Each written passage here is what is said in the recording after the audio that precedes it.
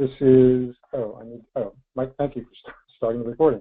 I'm Ron Freeman, the Snowshoeing Venue Director, I think since 2013.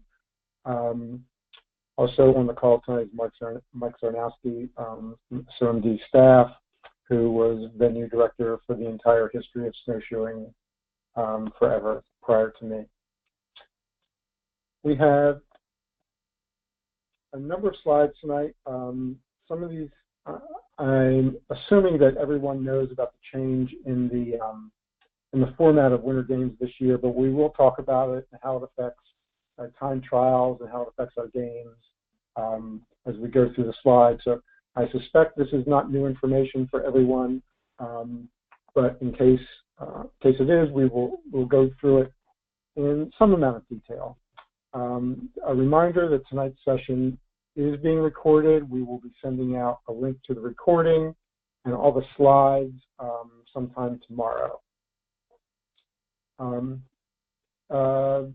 This webinar is focusing on time trials, not necessarily the Winter Games competitions themselves, but because this year it's all combined in the same weekend, they're sort of intermingled, so a lot of the discussion is a little bit different than previous years' preseason webinars, since just by necessity of having everything the same weekend, we will be discussing things as they occur on Sunday, Monday, and Tuesday of Winter Games this year.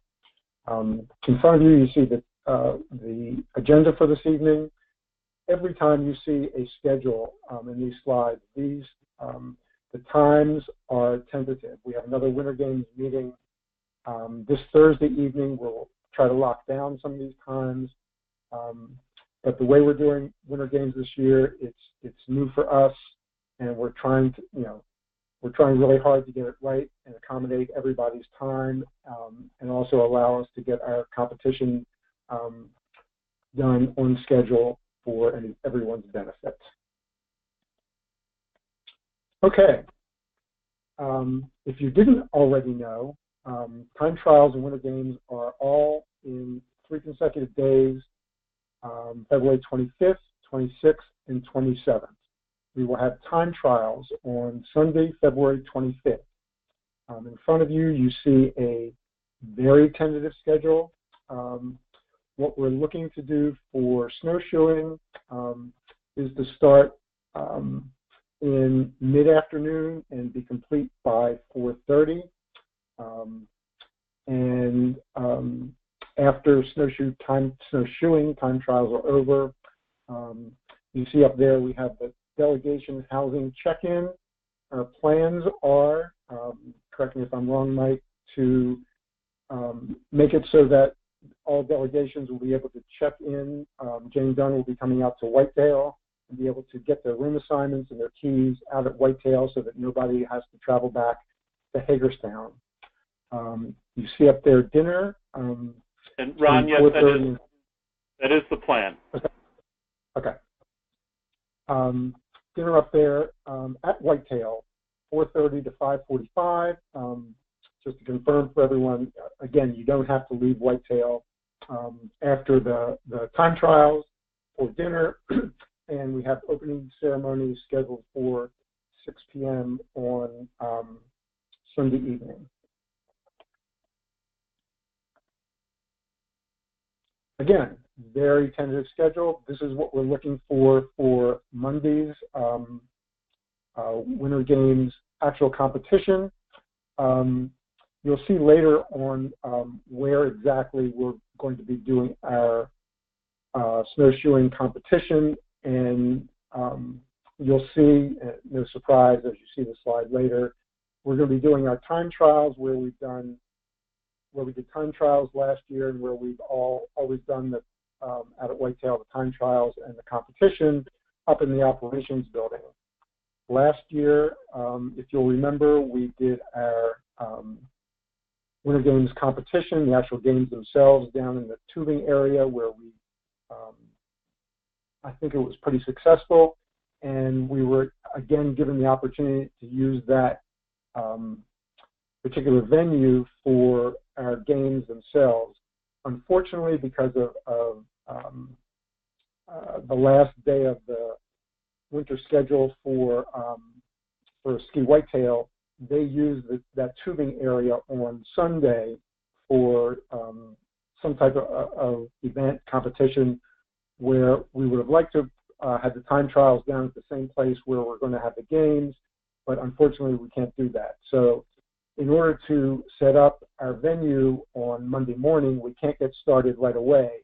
We need to set up that course, and we won't have access to that area until 8 o'clock on Monday morning. So that's why we can't start a competition as early as we would like, but it is still earlier than what we've done in the past. You'll see at the very bottom of the screen we had interest, or hopefully there's interest, and I will open it up to folks perhaps emailing me later this evening or sometime in the next few weeks if there is interest in bringing back the coaches race. I know that was a lot of fun in the past,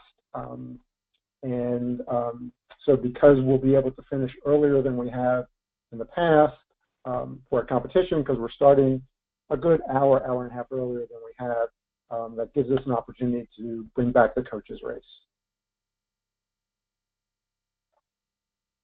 Our Tuesday schedule, again tentative, but since we will not have to set up the course again, because we probably just touch up our lanes and some of our paint on the, or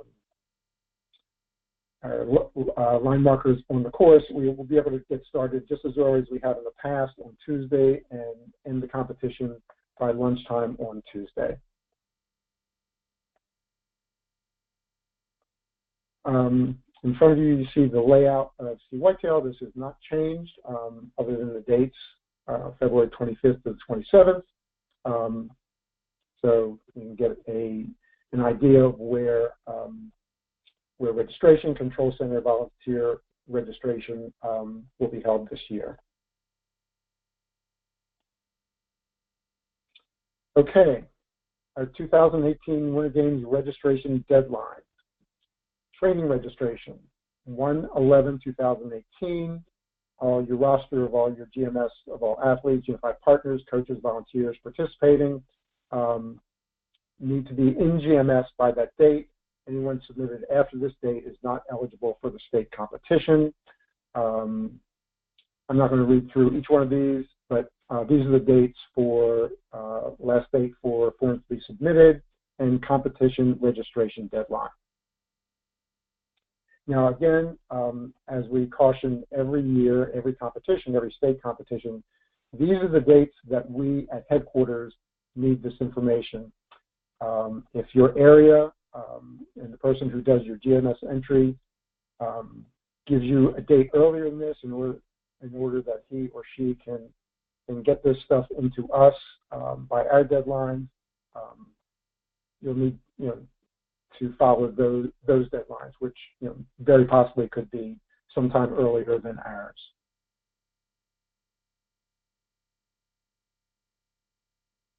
Coach requirements, no changes. Everyone must have a valid Class A volunteer application and associated background screening. Again, these are good for 3 years, along with completion and submission of protective behavior screening, concussion training, and a completion of a coach sport certification. All of these are good for 3 years. This includes unified partners, and all volunteers must complete the volunteer screening and the protective behavior screening in order to participate in with Special Olympics and in the Winter Games for this year.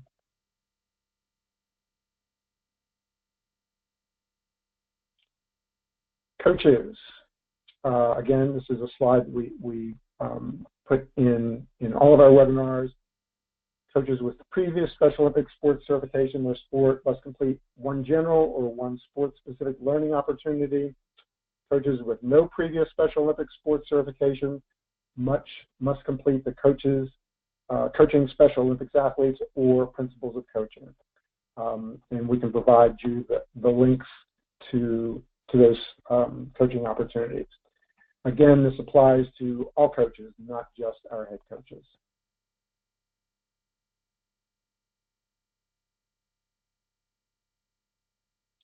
Okay, the coaches' certifications must be through Winter Games, and so that is through 2/27/2018. We will send out an update where everybody who is registered or is identified as a coach or assistant coach to let you know where you stand with your screenings. The 2018 events, same as we ran last year, with the addition of a possibility of having the coaches race. We're looking to have somewhere, I don't know what you've done in the past. Maybe Mike, you can help me out. If that was a 100-meter race or that was 1,600, 5K, whatever it is, we're certainly willing to make the coaches. Ron, it was a 100-meter race. Of course, Bob Baker made it the 100-meter race and then dive. But other than that, it was 100 meters. Okay. Well. So Baker does full contact snowshoeing. So. That's great. That's great. But if we get, we really don't need much interest. If we get an interest in filling out 4 lanes, we'll have at least one coach's race. I think it'll be fun. Maybe we can get some staff to actually be on the snowshoes and have a staff portion of that race as well. That, of course, would not include me. Okay, events for snowshoeing, same as previously the last few years. Athletes may compete in up to 3 individual events plus 2 relays, as long as the relays are 1 per day. Actually, I can't remember the schedule. I think it was the 200-meter, a 4x2 on the first day of competition, and the 4x4 and the 4x1 on the second. But actually, I don't remember. But it's athletes can do 2 relays as long as they're on 2 separate days.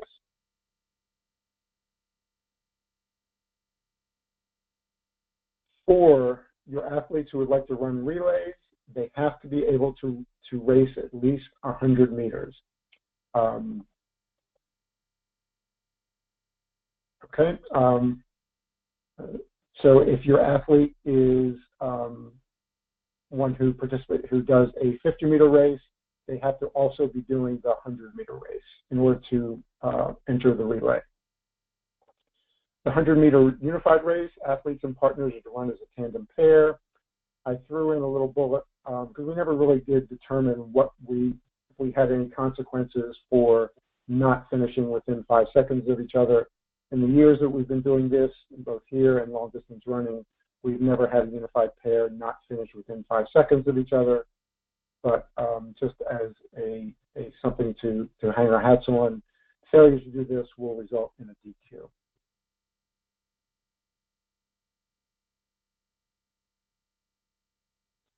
Just a summary of some key points for 2018. Again, time trials and winter games will be the same weekend. Times again are tentative, but we're looking for snowshoeing time trials to begin around 2 p.m. at the operations building, and the winter games competition on Monday and Tuesday, the 26th and 27th, in the snow tubing area. And we do have a slide, maybe the next one I don't remember, in just a few slides to help you recall where that is.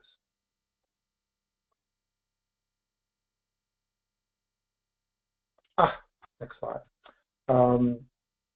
Not the greatest of slides. I'm not the greatest with of using this technology, but again, this is the operations building right up here. This is where we will do the time trials, where we've done the competition in the past. So we will be doing this on Sunday, and down the hill. So our parking for time trials is in this area over here. Or on Monday and Tuesday, we will be down in this area. We'll set up the course as best as we can. Last year, we didn't quite have enough flat area, enough room to make a full 400-meter course.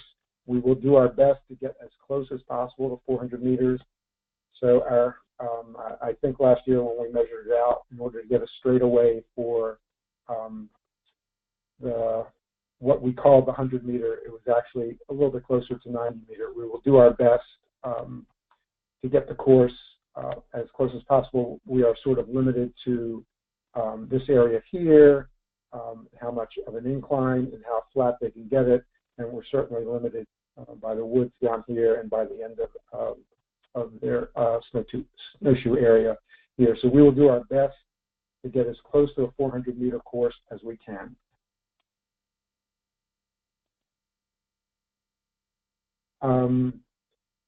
Several people have asked through emails earlier this week about maybe some areas are going out and purchasing new snowshoes. These are the Special Olympics requirements for distance, for length and width of your snowshoes.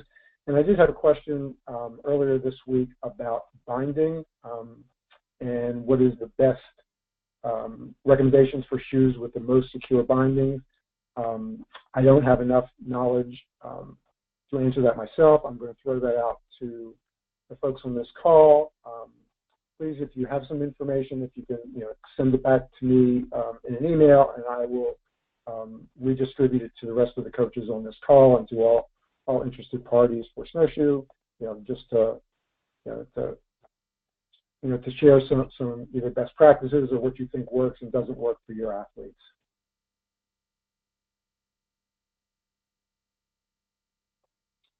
Okay, we'll have a few slides about rules. Hopefully I've edited these successfully so that we're not necessarily talking about having our competition up in the operations area where the terrain will be different than on time trials and will be different than the competition. But hopefully I haven't missed anything, but apologies if I have. Mass starts for races greater than 100 meters. Lanes will have for 25, 50, and 100. 2 commands start, racers ready and go with a horn, and we'll have flags available for hearing impaired athletes. Just a reminder, starts with the tips of your snowshoes behind the starting line. I'm not sure this last bullet, when a race involves a curve or a turn, a waterfall start will be used to equalize distances. We will try to get our lanes such that it will be more like a track when we do the competition down at the tubing area. 2 false starts is DQ, or when an athlete moves any part of the body before the start signal, as it's stated there.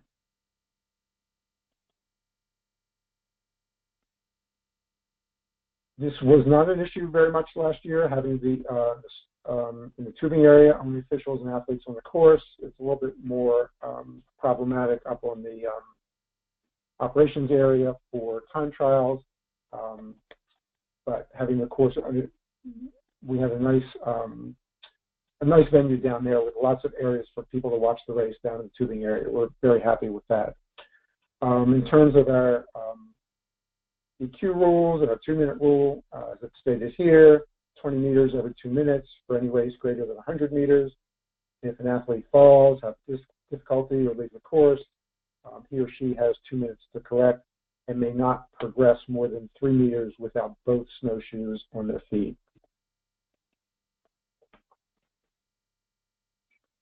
The course adaptations, and this slide is strictly for time trials on Sunday.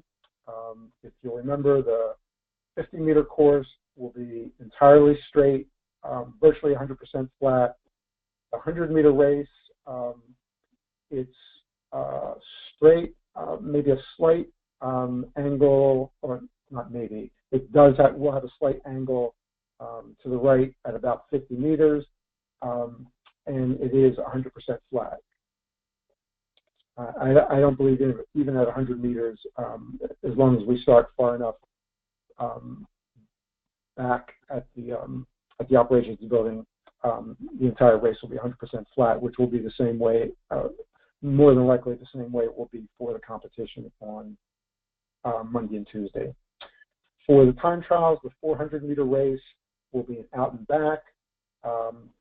So there will be hills involved for the 400-meter race or time trial on Sunday, which probably will not be a factor very much for the games themselves on Monday and Tuesday. But since we don't have access to that area, there's not much we can do about that in order to get a 400-meter course for the time trial.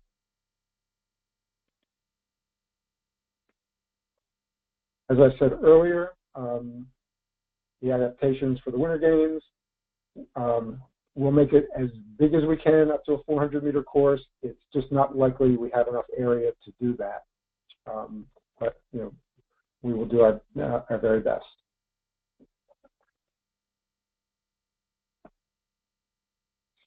Finish line rules. It's pretty clear the snowshoers finish the race when his torso reaches the vertical plane of the finish line, not the tips of his shoes, not his arms, his or her arms.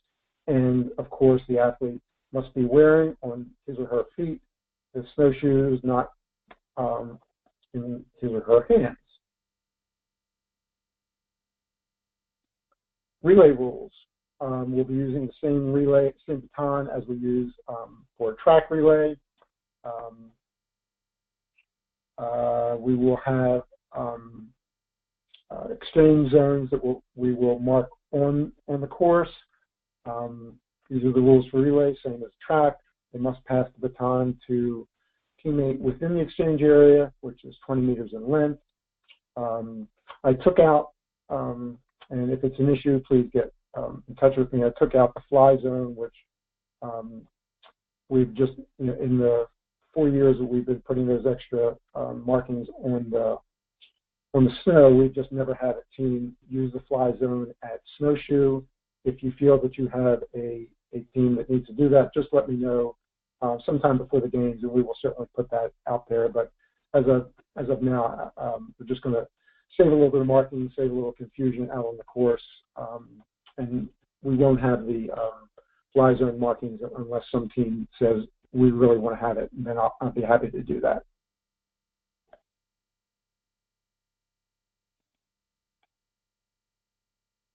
Again, relay rules virtually identical for track relays. I'm not going to read through all of those.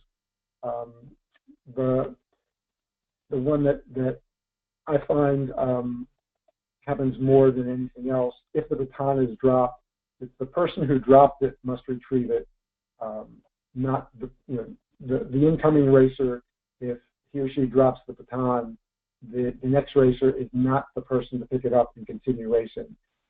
The person who dropped it must retrieve it and pass it on. Like we do at the track, sometimes successfully. Hopefully this year we will get it right at Snowshoe. We typically do. Sometimes we don't get this exactly right. We're going to instruct our marshals and our officials to place your athlete in the middle of the exchange zone. We'll identify the front of the exchange zone and the back of the exchange zone. And if you coach your athletes to be at one spot or another, that will be up to you and your athlete to move within the exchange zone.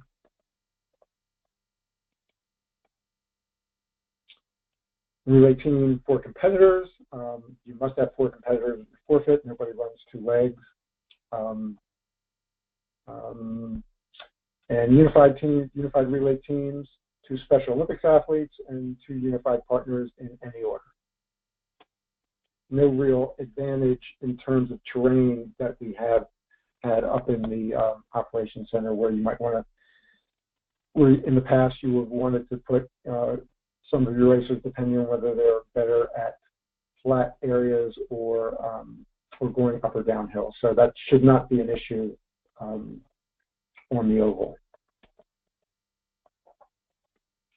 And Mike, I'm going to ask you, I saw this and I meant to ask you earlier today whether the athlete can file a protest. We do allow that at the track.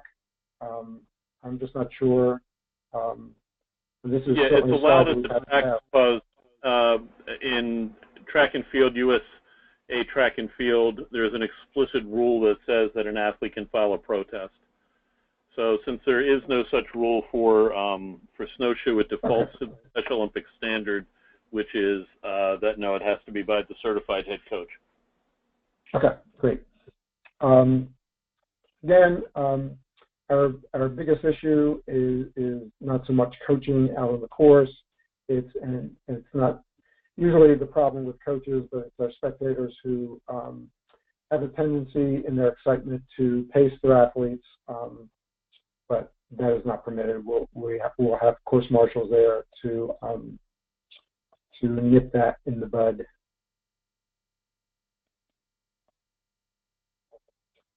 Here are our generally our rules for DQs, pretty self-explanatory. For the races that have lanes, it is not necessarily a disqualification if your athlete goes out of their lane and finishes on either the 50 or the 100 for the straight races. If they leave their lane, it will be a DQ if they impede another racer. And again, you can read through the other factors which will cause a disqualification. Again, just to re-emphasize two things. Number one, that this is a very tentative schedule, but this gives a little bit more explanation or details of the 3 races that we will run on Sunday for the time trials. The 400-meter distance is the distance that we use to division for the 400, the 1800, the 1600, and if we had a 5K or 10K, or we would use that in addition to the 4x4 relay times. We'll use the 50-meter time trial to division for the 25-meter and the 50-meter, and we will use the 100-meter race to division for the 100, the 200, and the 4x1. On Sunday and again on Monday, again, our team will be setting up the courses. We'll be working pretty hard to get these set up, get the lanes, get the distances.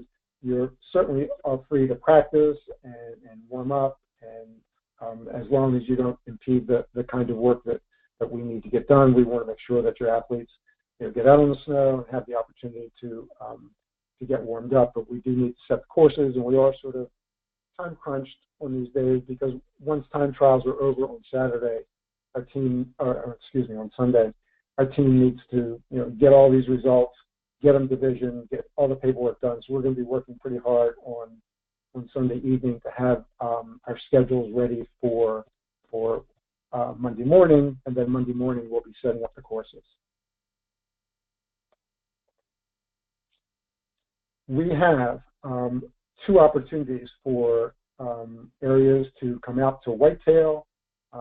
Actually, I'm not sure if these dates are tentative still, Mike. I know we have another, like I said, we have a meeting, Winter Games meeting on Thursday evening. Perhaps by that time these dates will be set. But tentatively, as of the moment, January 6th and February 10th. Ron, those are definite. Ron, those are definite. Okay, great. I put 5 to 6 athletes to demo techniques and or train, and I also put a cutoff of 20. In the past, when we've had athletes on or coaches on snow training and other training we've had out there, we have not had that many. I really don't want to limit it at all. If we're out there and see Whitetail has provided some area for our folks to get out on snow to train, I'm happy to accommodate. I mean, obviously we can't, have 70 or 80. I just suspect we won't have that many. But please let me know, as soon as possible. If you'd like to bring athletes on those days, we'll be out there encouraging everybody to get some training in. And we'll have the registration link and the follow-up after tonight's, not immediately after, but sometime next few days from today's webinar. Again, we would like our competitors to have a minimum of 3 on-snow training opportunities prior to Winter Games. Here are 2 right here. And if we don't have an opportunity other than time trials on the Sunday before the games, then that's your 3rd as well. But if Mother Nature blesses us this year, like she didn't last year, we'll have some more opportunities for our athletes to be out on the snow. Key dates, same 2 dates as we had previous slide. The coaches webinar for snowshoeing is February the 20th. And here are our dates for time trials and for Winter Games once again. I think this may be the last slide that I put these dates on. I know I wanted to put it on as often as possible, just to reemphasize to the folks who may not have been aware that we've moved everything in to the same weekend.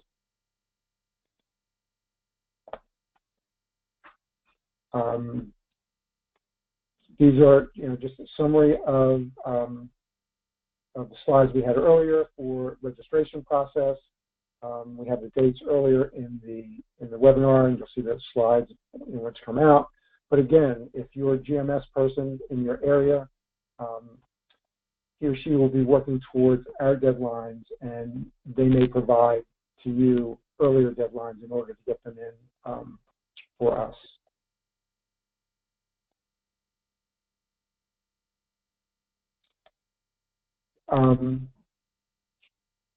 For just a couple of other items that I want to emphasize, this is the same as we've done in the past. A little bit different this year since competition is the day after time trials, but in order to participate in the Winter Games, the athletes and the partners must participate on Sunday. They must get a time, they must be entered in a division.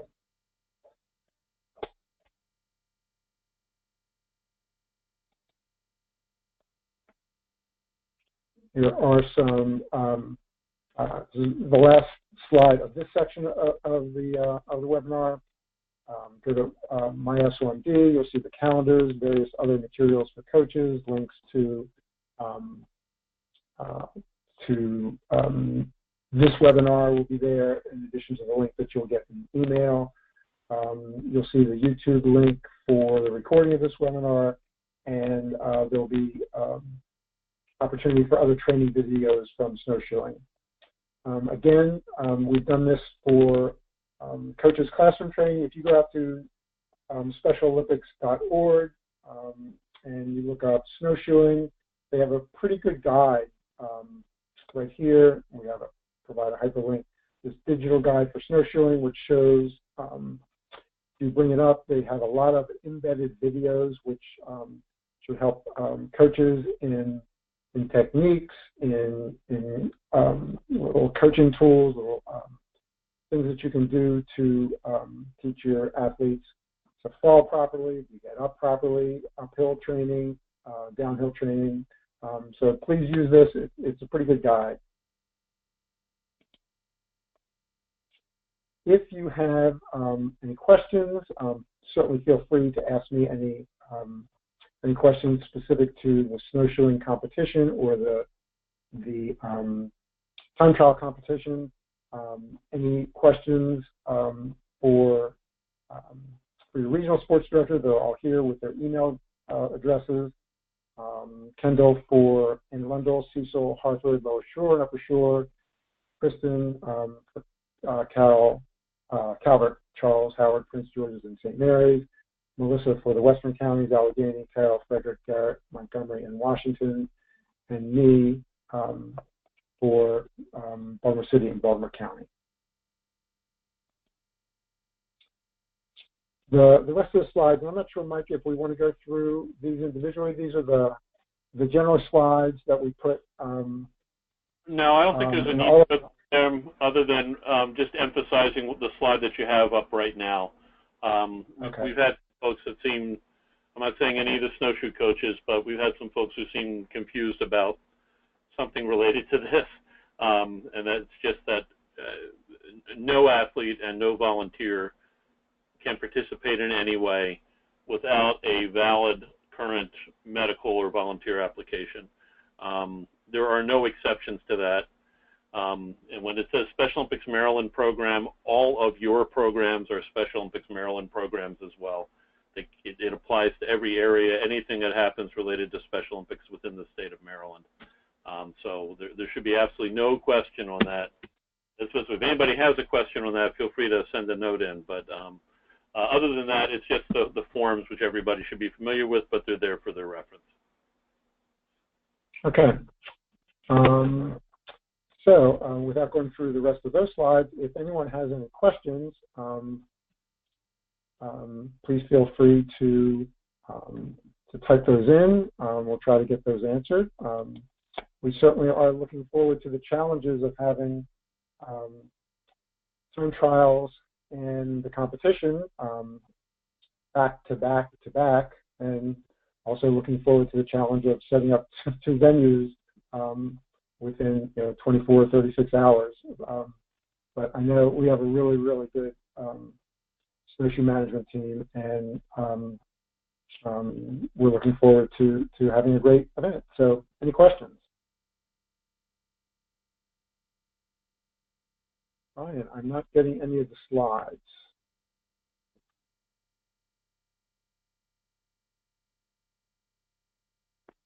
Ron, that was Brian's question. It was at the very beginning. Oh, okay. I think he either resolved it by signing in again, or it will wait till the slides come up. Something we really couldn't help him with. Okay. So we're open to any other questions. It's early in the season. Hopefully we'll have some nice cold weather, a little bit better than we had last year. So if there are no questions, I will be sending out the link to the YouTube, the recording of this tomorrow, along with the slides to everyone on this webinar, and also to area director support, and to our management team as well. So everybody will have this and use this as a reference moving forward. If there's any updates to anything in this that comes out of our Thursday evening Winter Games management team, I will certainly get that information out on Friday.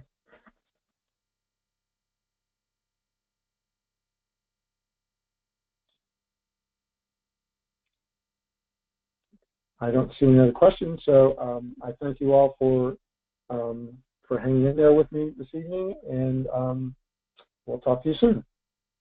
Yeah, thank you, everyone. If we don't talk to you beforehand, everybody have a great Thanksgiving holiday. Thank you much.